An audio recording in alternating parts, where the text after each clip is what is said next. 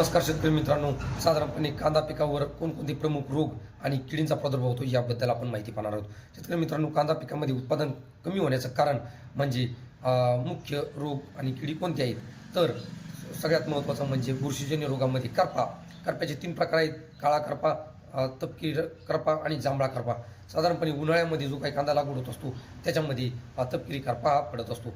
तपकिरी करपामुळे वरचे शेंडे करपतात आणि करपल्यामुळे कांद्याची साईज होत नाही. अशा पद्धतीने त्याचा दुष्परिणाम होत असतात. करप्यावर नियंत्रण कसं करायचं? तर चांगल्या कंपनीचे वेगवेगळे बुरशीनाशकं तुम्ही वापरू शकता. साधारणपणे 3 फवारणी करणं आवश्यक आहे. त्याचबरोबर शेतकरी मित्रांनो, कीटकनाशकामध्ये फुलकिडी ही किडी मोठ्या प्रमाणावर प्रादुर्भाव करत असते. जसं टेम्परेचर वाढतं तसं फुलकिडीचा प्रादुर्भाव जास्त होतो.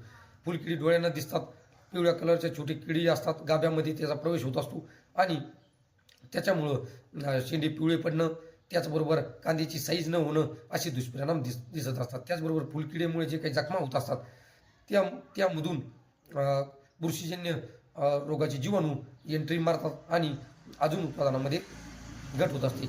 अशा पद्धतीची किडीचा कंट्रोल करण्यासाठी चांगल्या दर्जाची कीटकनाशकं वापरणं आवश्यक आहे. तुम्हाला व्हिडिओ कसा आवडला असेल तर लाईक करा, शेअर करा आणि आपल्या कांदा उत्पादक शेतकऱ्यांना पाठवायला विसरू नका. धन्यवाद.